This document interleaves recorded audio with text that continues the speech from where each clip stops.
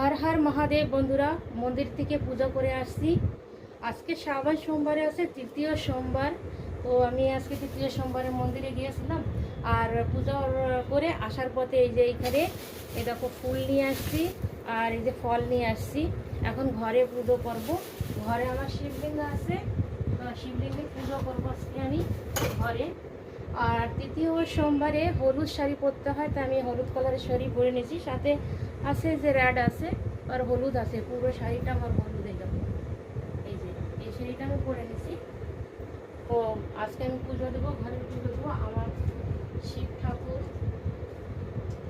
ঘরে, আমার শিবলিঙ্গ আছে।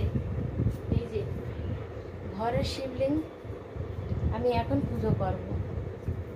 জানো যে এত মন্দিরে গিয়ে পুজো করলে না সেভাবে পুজো করা যায় না।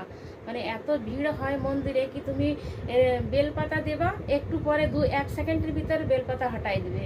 তুমি ফুল ফল কিছু দিয়ে দাও, সব জলদি হাঁটাই দেবে, তুমি বসে শান্তিভাবে পুজো করতে পারবা না।